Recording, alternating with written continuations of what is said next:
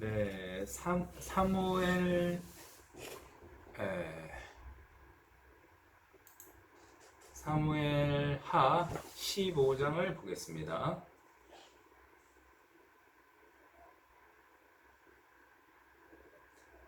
사무엘 하 15장 10절부터 12절까지 제가 읽어드리겠습니다.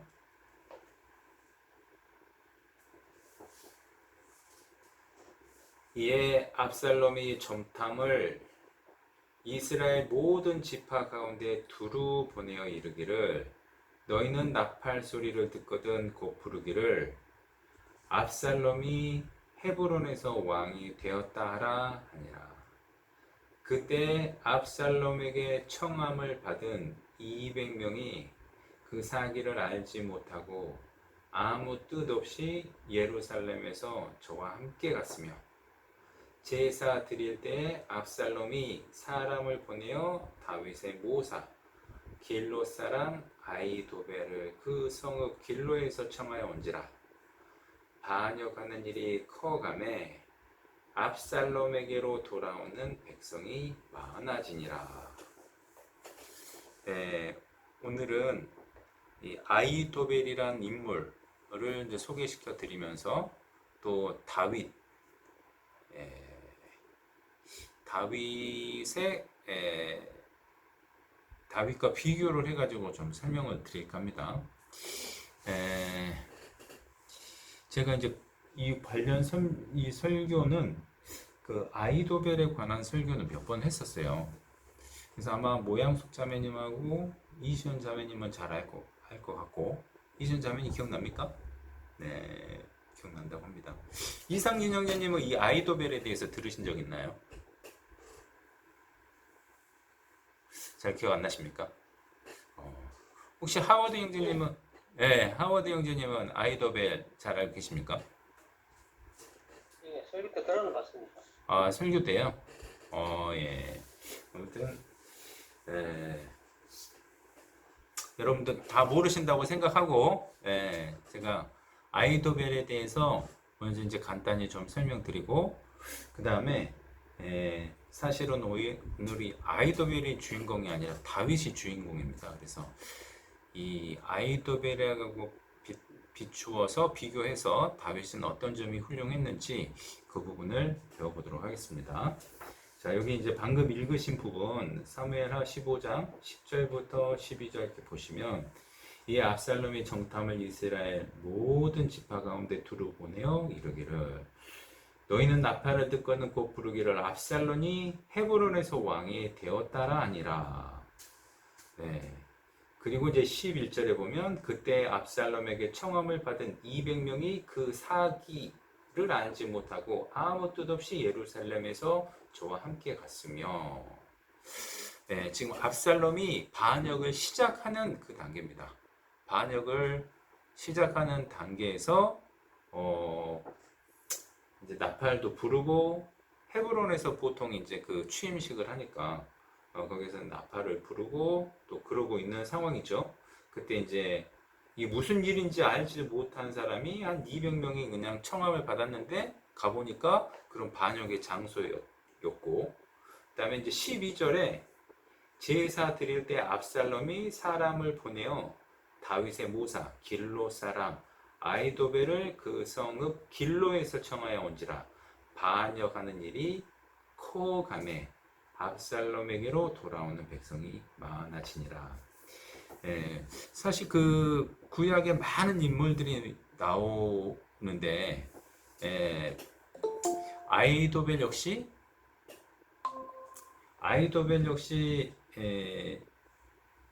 상당한 능력을 가졌던 그런 사람인데도 불구하고 많은 사람들이 잘 알지 못하고 있었습니다. 그러니까 많은 목회자들이나 설교자들이 이 아이도벨에 대해서는 많이 설교를 하지 않은 것 같아요. 뭐 아이도벨 글을 통해서 훌륭한 배울 점이라든가 이건 찾긴 어렵긴 합니다. 그런데 다윗의 일대기에 있어서 큰 부분을 차지하고 있는 사람이기 때문에 우리가 꼭 알아봐야 될 필요는 있다고 생각합니다. 12절에 보면 제사 드릴 때 압살롬이 사람을 보내요. 다윗의 모사 길로 사람 아이도벨을 그 성읍 길로에서 청하여 온지라. 아이도벨이 누구였냐면 다윗의 모사였다.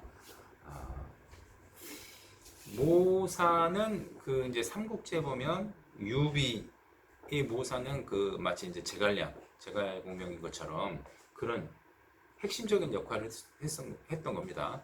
아주 브레인이었는데 여기 다윗의 모사였으면 지금 다윗과 함께 있어야 하는데도 불구하고 현재 다윗과 함께하지 않고 있는 것을 압살롬이 알고 있는 거죠. 고향이 어디냐면 길로입니다.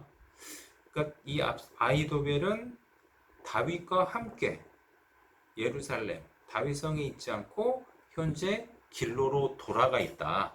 무슨 상황인지 다윗과 떨어져 있고 압살롬은 그걸 알았고 압살롬이 이 다윗의 모사를 데려왔더니 아니나 다를까 압살롬에게로 돌아오는 백성이 많아지니라. 그러니까 그 반역이 더욱더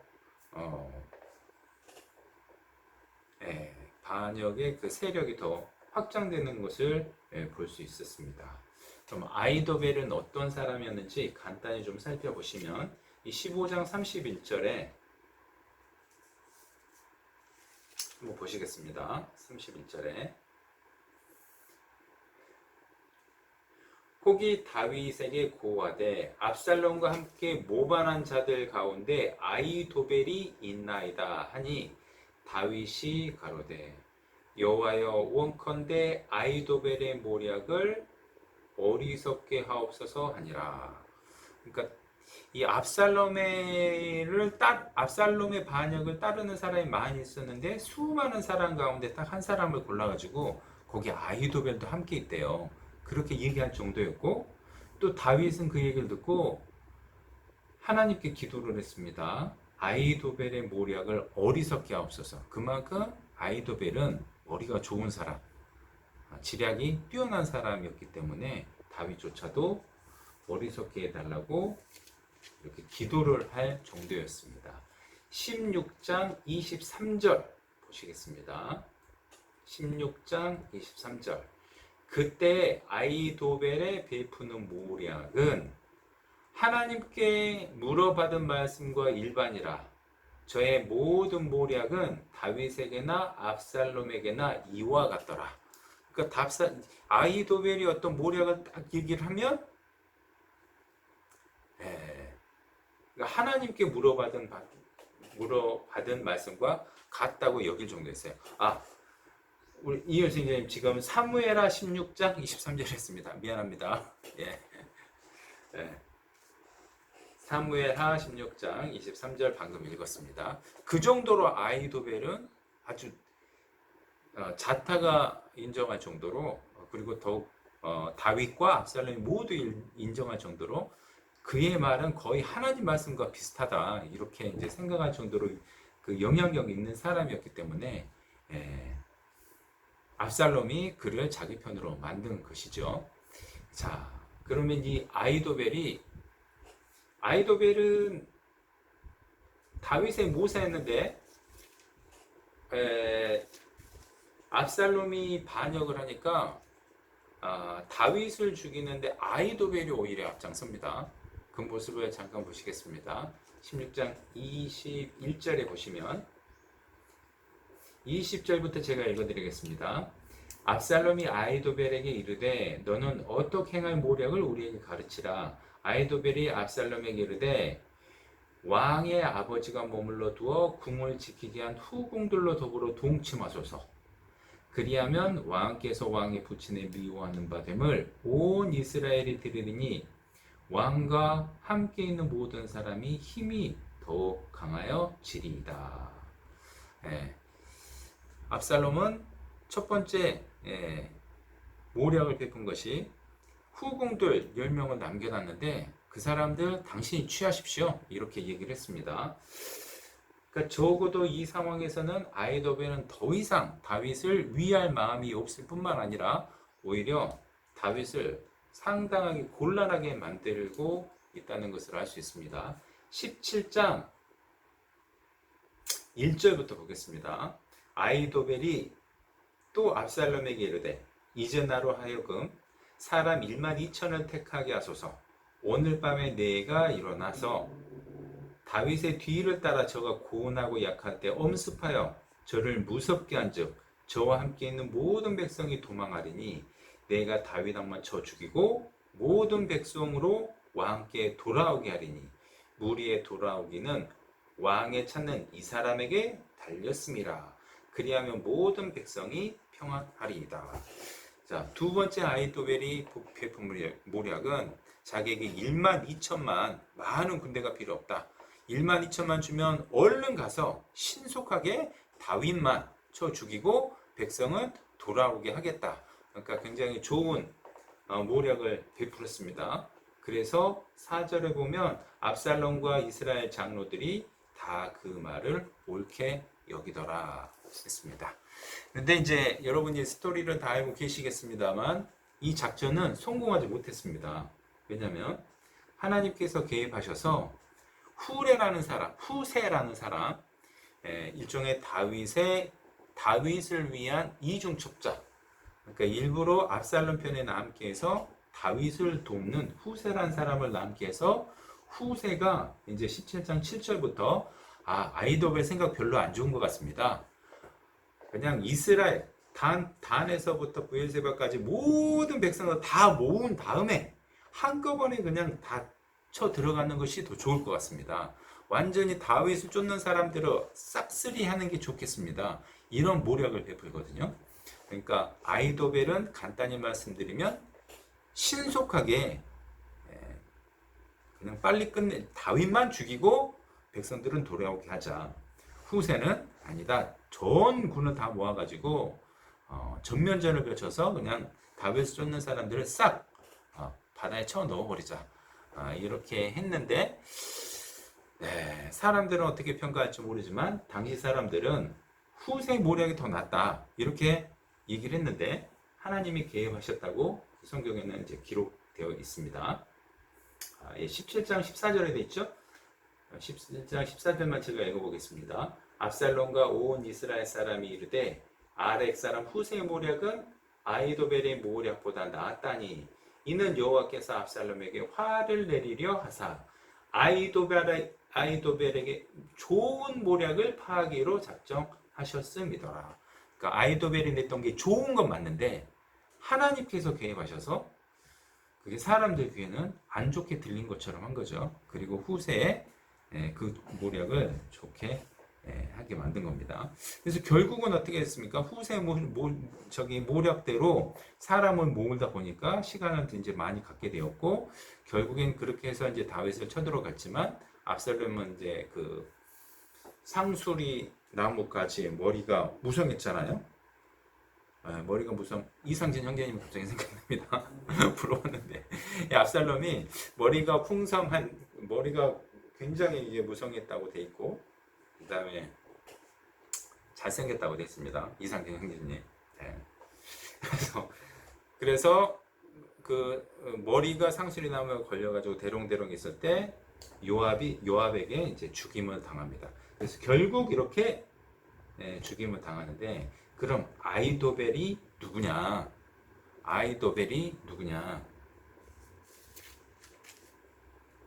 이윤수 형제님 알고 계시죠?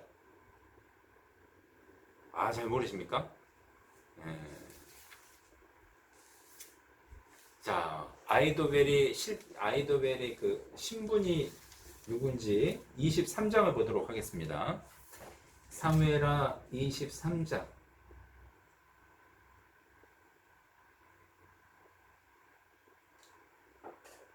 34절입니다.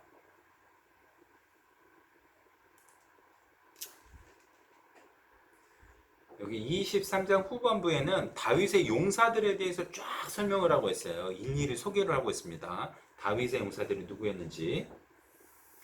34절에 보면 마아가 사람 손자 아하스베의 아들 엘리벨렉과 그 다음이 중요합니다. 그 다음 길로 사람 아히도벨의 아들 엘리암과 아히도벨은 다윗의 모사였고 아히도벨의 아들은 다윗의 용사였어요. 그 사람이 엘리암입니다. 엘리암. 엘리암이죠?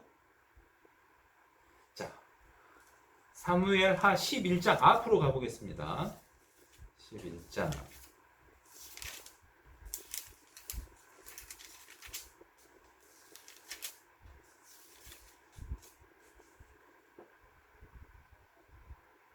삼절입니다 3절.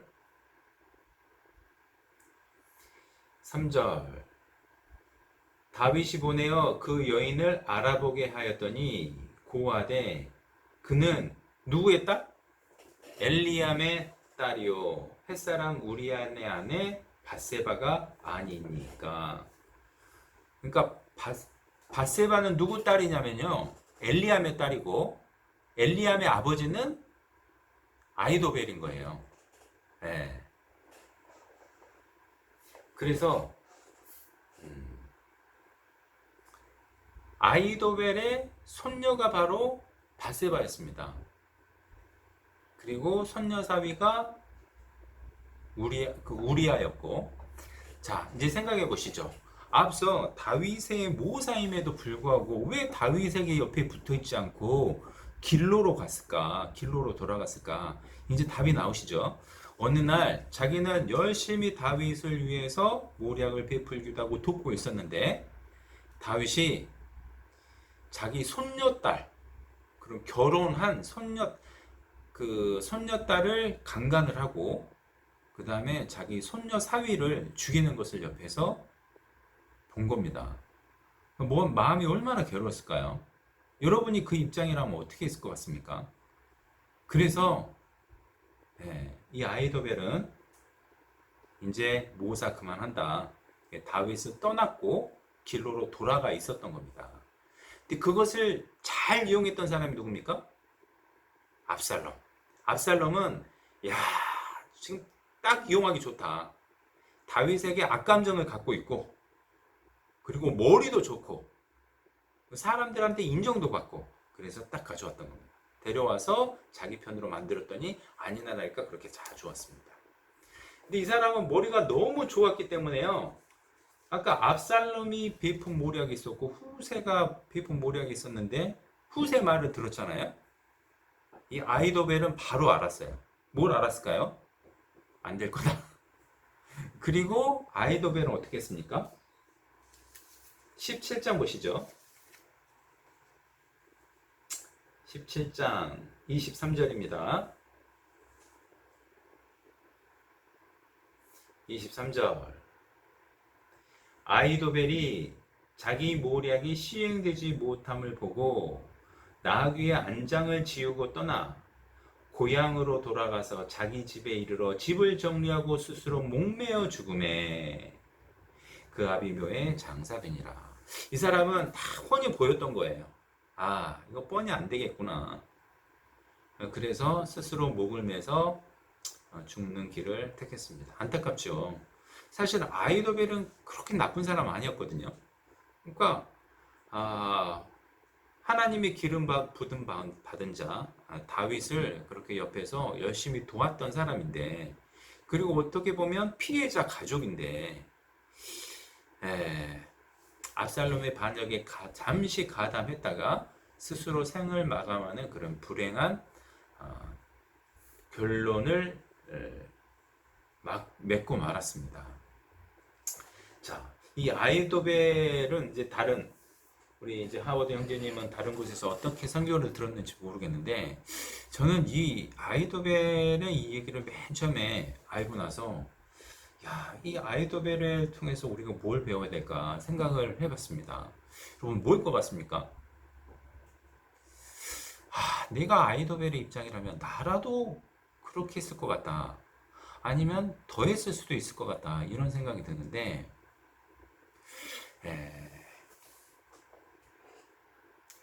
저는 다른 것보다도 원수 갚는 것은 내 스스로 해야 될 일이 아니구나. 원수 갚는 것은 하나님에게 맡겨진 거잖아요. 로마서 12장 19절에도 웜스 갚는 것은 내게 있으니 내가 갚으리라. 이게 신명기 32장 35절에 있거든요. 보수는 나의 것이니 여호와께서 하신 말씀이에요. 복수는 내가 하겠다. 너희가 나서지 마라.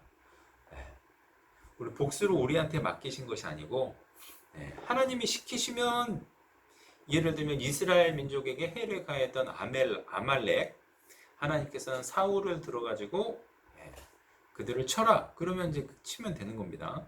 근데 하나님의 뜻이 없이, 명령이 없이 스스로 원수를 갚으려고 하는 것은 옳지 못하다. 이런 교훈을 먼저 받았었고요. 두 번째는 하나님이 세우신 이 질서는 특히 더 조심해야 된다. 이게 나의 그 질서 아래에 있는 사람이라면 내가 훈계도 할 수 있고, 그 다음에 어떻게 징계를 내릴 수도 있지만, 나의 질서 위에 권력자라든가 그런 사람이면 내가 함부로 할 수 있는 일이 아니라는 겁니다. 그래서 질서는 하나님께서 만드신 것이 맞고, 또 질서에 따르는 것은 하나님께서 원하시는 바입니다. 그래서 질서를 잘 따르는 것도 중요하다.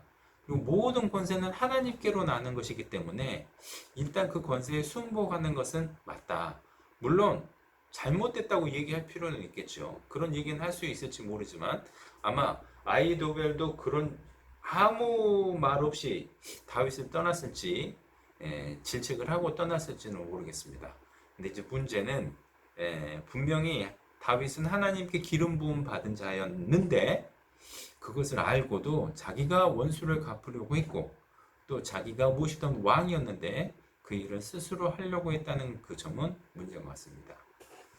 또 하나 교훈을 받아보자면, 우리가 울분이 마음 가운데 많았을 때 그걸 이용하는 사람 꼭 있구나. 그러니까 아이도벨이 이런 마음을 품고 있을 때 그걸 놓치고 있지 않았던 사람, 압살롬이었습니다. 그래서 자칫 우리가 이런 울분의 마음을 누군가에게 갖고 있을 때 좀 우리는 마귀의 쓰임을 받을 수도 있겠다 싶습니다.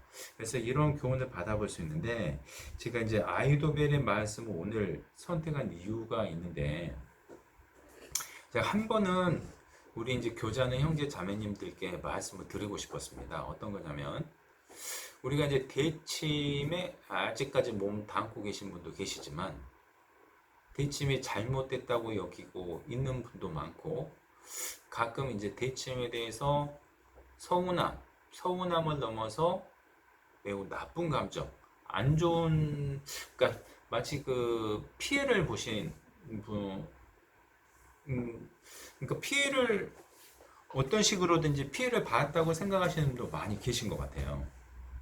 근데 이제 피해를 받던 섭섭한 일을 당했던 간에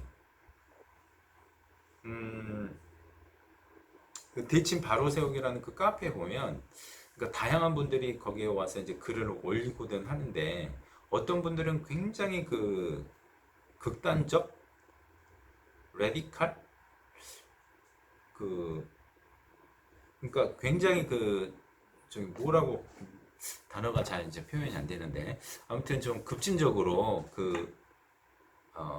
이렇게 대침에 대해서 비판을 하고, 그 다음에 뭐 안 당해 본 사람은 모른다, 뭐 이런 식으로 이렇게 막 얘기를 하는 것이 바람직하지 않은 것 같아서 제가 이제 오늘 이 말씀을 드리려고 하는 겁니다. 여기 계신 분들은 뭐 특별히 그러신 분들이 안 계신 것 같아요. 그러나 우리도 모르게 대침에 나왔다는 이유로, 대침에 나온 분들은요, 쉽게 하나 되는 방법은 대침을 다 욕하면 됩니다. 뭐가 나쁘다, 뭐가 나쁘다, 그리고 뭐 이러면 안 되는데 뭐 누가 나쁘고, 또 특히 거기 이제 목사님들 욕하면서 그렇게 하면 자연스럽게 하나가 되는데, 저는 이런 하나 되면 절대 원치 않습니다.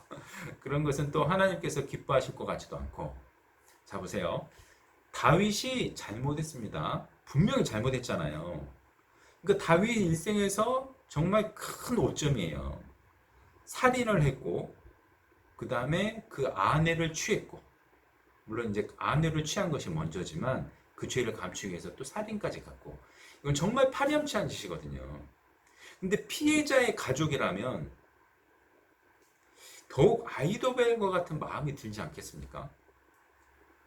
그런데 성경에서 가르쳐 주는 것은 아이도벨과 같이 스스로 원수를 갚으려고 했다가는 안 좋은 결말을 맞을 수도 있구나. 이런 교훈을 좀 받아봤으면 좋겠어요. 자, 그럼 반대로 이거보다 더 좋은 그런 배울 만한 모범이 있습니까? 있습니다. 그래서 맨 처음에 제가 소개하기를 아이도벨이 주인공이 아니라 다윗이 주인공이라고 했는데, 다윗은 보시죠. 다윗은 사울이 왕이 돼가지고 블레셋 사람이 한번 쳐들어왔는데 골리앗 장수가 나와서 소리를 치니까 아무도 그 앞에 나가지 못하고 벌벌벌 떨고 있었습니다. 그 제대로도 무기도 없었고 사람들도 그냥 겁먹고 있었고, 그 상황에서 다윗이 앞서 나가가지고 골리앗을 쳐 죽이고 전쟁을 승리로 이끌었어요. 그리고 그 이후에도 블레셋과 싸워서 계속 이겼고, 사울 왕을 위해서 충성을 다했습니다. 그런데 사울 왕이 어느 날부터 다윗을 죽이려고 하는 거예요. 예루살렘의 여인들이 사울의 죽인 자는 천천히요, 다윗의 죽인 자는 만만히로다. 다윗을 높이니까 안 되겠다. 다윗을 죽여야 되겠다. 그래서 그때부터 다윗을 죽이기로 하죠. 다윗에게만 그런 악감정, 그러니까 정말 그 은혜를 원수로 갚은 배은망덕한 행위를 했을 뿐만 아니라 정의롭지도 않고, 또 그렇다고 해서 정치를 잘했느냐? 그렇지 않은 것 같죠. 항상 이렇게 어쩔 때는 악신이 들어가지고 정신도 못 차리고 있었고 그랬습니다. 그리고 정사를 돌보기는커녕 항상 다윗이 도망다니니까 쫓아다니게 바빴어요. 자, 그런 왕을 두고 여러분이 다윗 같으면 어떻게 했겠냐고요. 다윗이 사울 왕을 죽일 기회가 2번이나 있었던 거 여러분 잘 아시잖아요. 죽이려고 했고 옆에서 아비사가 칩시다 이러니까 오히려 죽이지 말라고 하잖아요. 하나님의 기름 부음 받는 자를 어떻게 치겠느냐. 사무엘상 26장 한번 보겠습니다.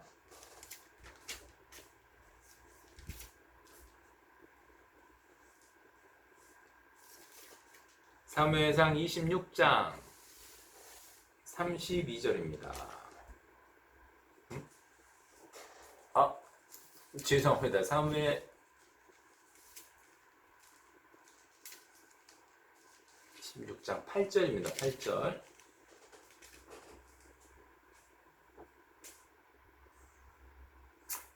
구절하고 10절만 읽겠습니다. 다윗이 아비새에게 이르되 죽이지 말라. 누구든지 손을 들어 여호와의 기름 부음을 받은 자를 치면 죄가 없겠느냐. 또 가로되 여호와께서 사시거니와 여호와께서 그를 치시리니 혹 죽을 날이 이르거나 혹 전장에 들어가서 망하리라. 자, 이것이 다윗의 태도였어요. 자기를 죽이려고 하고 하나님께 제대로 쓰임을 받지도 않는 것 같은 그 사람을 보고 다윗은 그래도 죽이면 안 된다. 저 사람은 하나님의 기름 부음을 받는 자고 내가 지금 그냥 죽여도 옆에서 아비사가 죽이라고 하잖아요. 죽여도 된다고 하잖아요. 그리고 실제로 죽인다고 한들 크게 그렇게 도덕적으로 문제가 될 것 같지 않아요. 왜냐하면 자기를 계속 죽이려고 하고 있기 때문에 정당방위에 해당될 것 같습니다. 그럼에도 불구하고 안 죽였잖아요. 그래서 어떤 믿음을 갖고 있었냐면 여호와께서 사시거니와 여호와께서 그를 치시리니 하나님께서 치실 것이다. 그러니까 조금 전에 제가 소개시켜 드렸던 원수 갚는 것은 내게 있으니 내가 갚으리라. 이 하나님께서 하신 말씀을 다윗은 마음속에 굳게 믿고 있었던 겁니다. 이것이 다윗의 훌륭한 점인 것 같아요. 저 또한 대침에서 목회자로 한 10년 동안 있으면서 그리고 이제 필리핀 같은 경우에 제가 원해서 갔던 건 아니었거든요. 그냥 보냈는데 가겠다고 해서 이렇게 가게 됐습니다. 그 전에도 그 단기 선교로 2번 갔는데 그때도 좀 무리가 됐었어요. 네, 아무튼 그런 거 다 떠나서 그렇게 했는데 갑자기 그 질문 하나를 올렸다고 해서 생각이 좀 다른 것 같다고 해서 이렇게 소환이 되고 한 달 만에 이렇게 그냥 사직을 시키는 과정, 그리고 이제 우리 가족들이 거기서 나올 때 그 겪었던 그런 아픔들, 이런 거 생각해 보면 조금 좀 감정적인 부분이 아예 없진 않습니다. 그럼에도 불구하고 항상 제가 조심하고 있는 것은 그래도 대침에 대해서 함부로 얘기하거나 그 목사님들에 대해서 함부로 얘기하는 것은 내가 조심해야 되겠다. 저는 다윗을 보고 그런 생각을 많이 했어요. 제가 수첩에 써놨어요. 다윗과 사울, 이걸 잊지 말자. 그래서 사울 왕이 다윗을 그렇게 해를 끼쳤음에도 불구하고 항상 이런 마음을 갖고 살았던 것처럼 내가 혹 대침에 있어서 섭섭한 점이 있다 하더라도, 그리고 내 눈에는 억울한 점이 있다 하더라도 하나님께 맡기고 나는 좀 참자, 이런 생각을 갖고 살았습니다. 그리고 지금도 마찬가지입니다. 그래서 오늘 아히도벨을 먼저 소개시켜드리고 다윗을 소개했는데 이 두 사람의 처지는, 그리고 당했던 그 상황들은 둘 다 억울한 면이 있습니다. 억울한 면이 있지만 한 사람은 정말 지혜롭게 했고 한 사람은 자기 감정에 의해서 감정에 따르고 반역이 하다가 결국 불행한 최후를 맞고 말았습니다. 반드시 우리도 불행한 최후를 당할지 모르니까 대침에 있어서 이렇게 조심하자, 이런 뜻은 아닙니다. 저는 있잖아요, 지금도 잘못 가르치고 있는 것, 잘못된 정, 그 부분은 반드시 이렇게 짚고 넘어갑니다. 이거 잘못됐습니다. 이렇게 가르치고 있는데 이거는 잘못된 가르침입니다. 이렇게 하고는 있지만 대침이 뭐 망해야 된다거나 없어야 된다거나 아니면 거기서 사람들 다 나와야 된다거나 절대 이렇게 얘기하진 않습니다. 거기 필요한 사람들이 있을 것이고 또 거기에서 신앙생활 하고 계신 분도 있을 겁니다. 물론 구원관에 있어서 교회관에 있어서 크게 잘못 가르치고 있는 부분이 있는 건 맞지만 그렇다고 해서 그들을 무슨 타도의 대상으로 여기거나 그렇게 생각하지 않습니다. 그러니까 저는 이제 일단 그렇게 생각하고 있는데 여기 계신 여러분들도 그렇게 생각했으면 좋겠고, 혹시 이 말씀을 듣고 계신 분들도 이 다윗을 떠올리면서 이 사울에게 당했던 때 다윗이 어떻게 대처를 했는지 그것을 떠올리시면서 대침에 대해서 혹시 거기서 안 좋은 일을 당하셨다 하더라도 좀 하나님께 맡기고 이렇게 여유 있게 좀 지내셨으면 하는 바람으로 오늘 말씀드렸습니다.